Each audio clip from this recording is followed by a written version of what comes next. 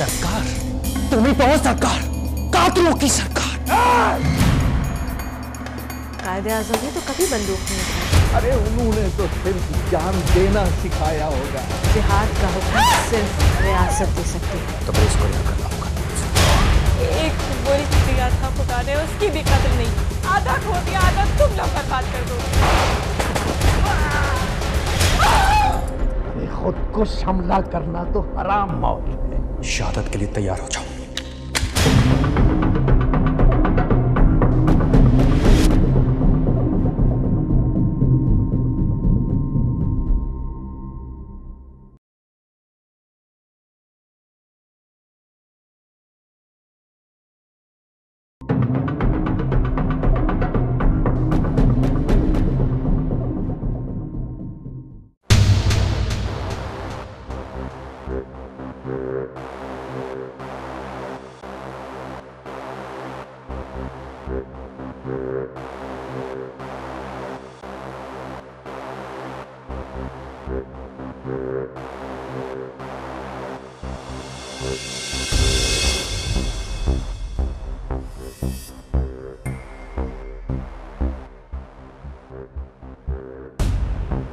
कल अमीर मोहतरम को वो लोग नामालूम मुकाम पर शिफ्ट कर देंगे।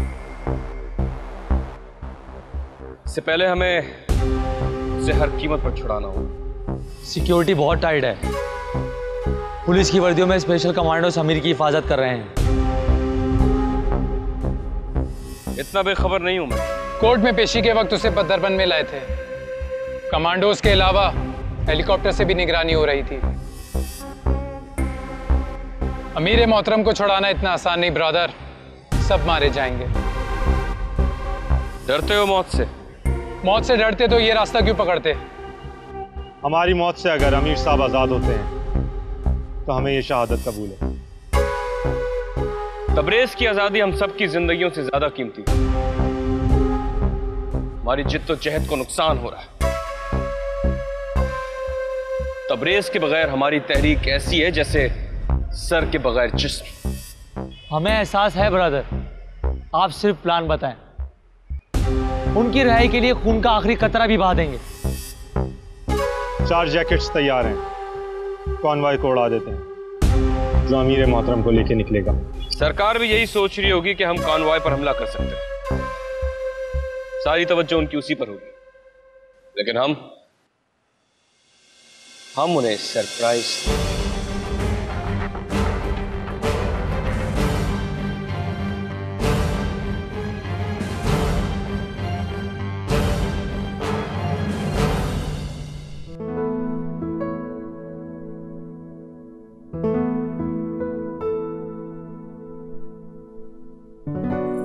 जल्दी कर, बहुत काम पड़ा है।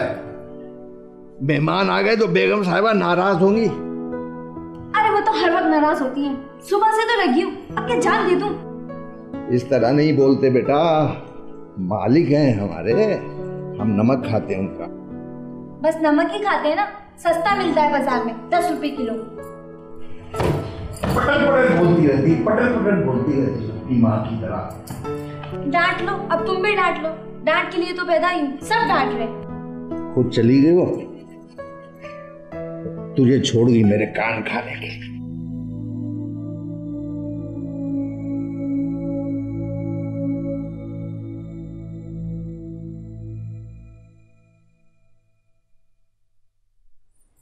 सफाई नहीं हुई अब तक?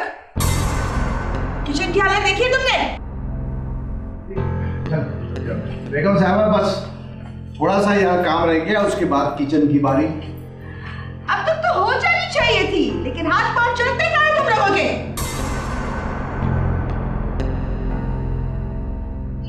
क्यों सुबह सुबह चीख रही हो तुम? अरे कम से कम आज के दिन तो अपना मूड ठीक रखो। सुबह 1 बजने वाला है मुजफ्फर, और अभी तक सफाई मुकम्मल नहीं हुई है। कितने बार कहा है आपसे मैंने कि 1-2 ढंग के मुलाजिम रख ले, लेकिन आप तो हर एक के हाथों में तो दम ही नहीं है। और वो उसके हाथों से ज्यादा जुबान चलती है। कैसी बेमौका बातें ले बैठती हो तुम? ये मुलाजिम नहीं, घर का फर्द है, अब्बाजान के जमाने से है। रहने दें, सर चढ़ाया हुआ आपने, मुफ्त के खा रहे हैं बैठ के। बेगम साहिबा ठीक कहती साहब, बूढ़ा हो गया हूं, अब हाथों में ताकत नहीं रही। बस अब बिटिया की रुखसती हो जाए तो मुझे भी इजाजत दे दीजिएगा।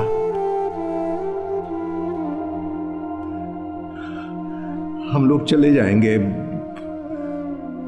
बहुत नमक खा लिया आपका। जल्दी आ जा नीचे नीचे। ये क्या हो गया है तुम्हें? कम से कम आज तो अपने गुस्से पे काबू रखो तुम। ऐसा क्या कह दिया मैंने? तनख्वाह देती हूँ, खाने को रोटी देती हूँ, रहने को मैंने क्वार्टर दे रखा है, काम करते हैं तो एहसान नहीं करते मुझ पर। अच्छा अच्छा, छोड़ो ये सारी बातें। तुम ये बताओ कि बहू बेगम और बच्चे कहाँ हैं? उनकी तो शॉपिंग ही खत्म होने को नहीं आ रही और लड़कियां रात भर हंगामा करके सोई हैं, सो रही होंगी।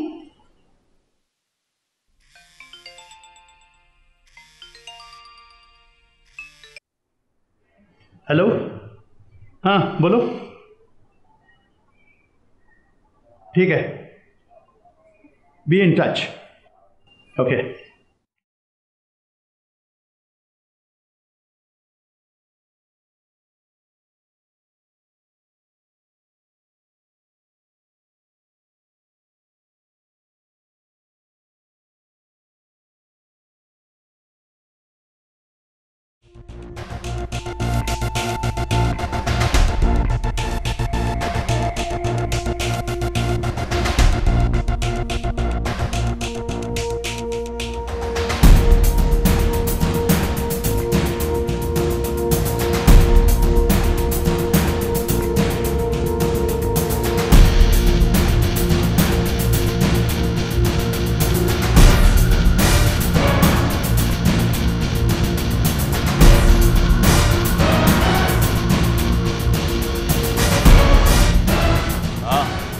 साहब है रूम में? जी आ गए सर।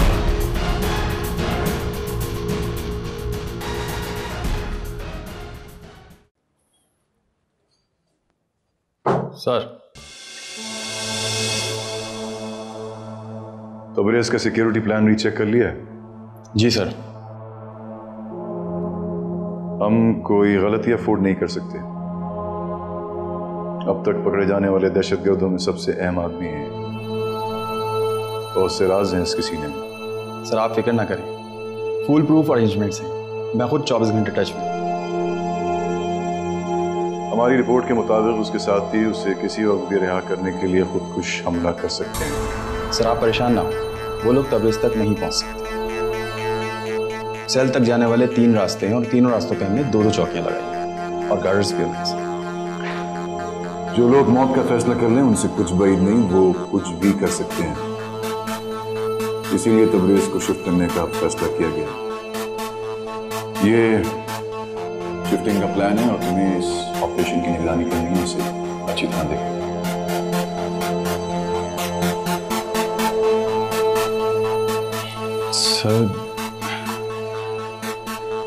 सर उसे शिफ्ट करना कुछ रिस्की नहीं हो जाएगा? इसकी कुछ और वजूहात भी हैं। वैसे भी ये फैसला आला सतह पे हुआ है, हमें तो सिर्फ फॉलो करना है। राइट।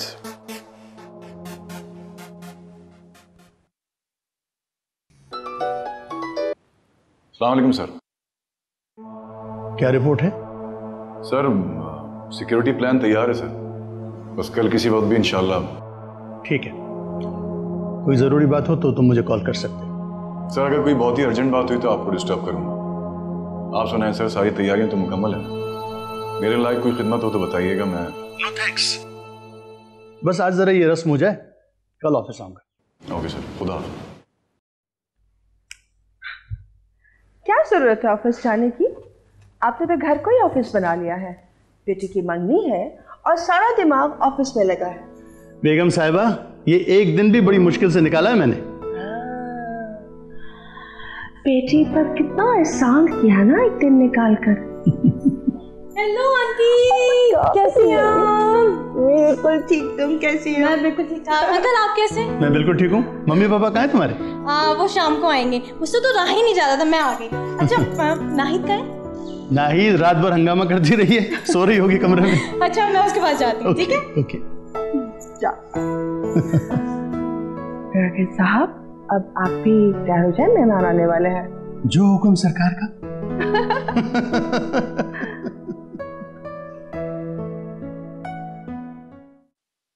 बस श्रद्धा का वेट हो रहा है, वो आ जाए फिर हम पार्लर चले जाएंगे। अच्छा जी।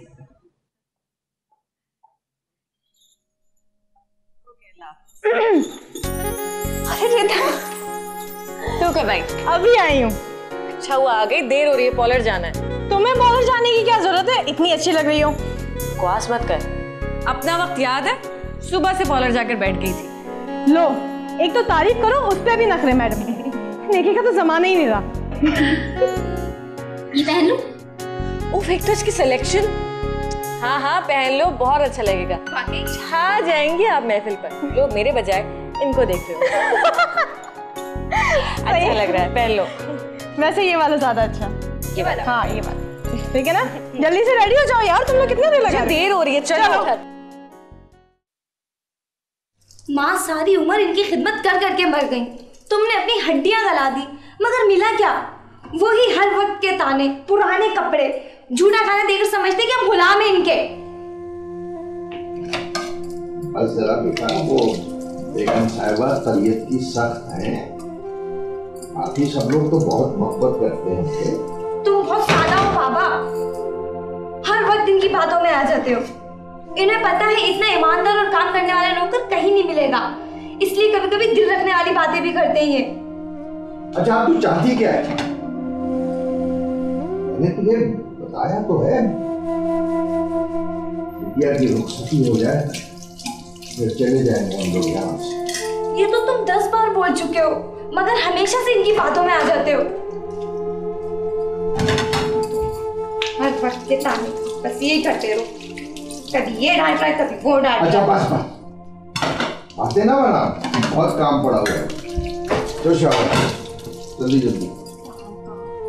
काम ही तो कर रहे हैं सारा दिन।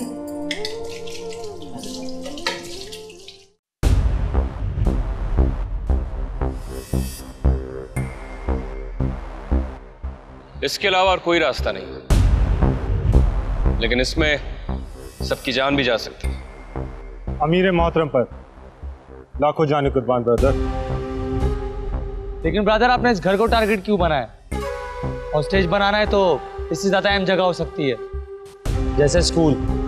बात सही कर रहा है ब्रदर, बच्चों के मामले में हुकूमत ज्यादा दबाव में आती है। जिस तरह मेरे मोहतरम हमारे लिए इंपॉर्टेंट है, उसी तरह ये अफसर भी हुकूमत के लिए अहम है।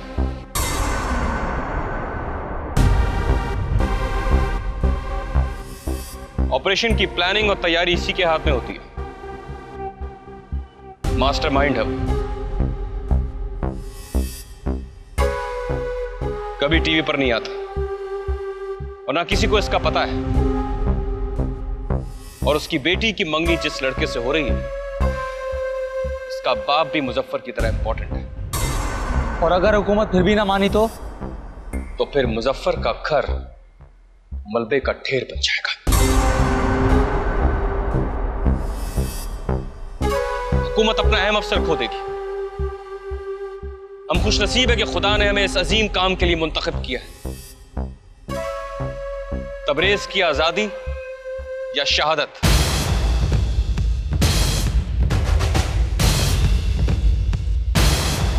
शहादत की तैयारी करो।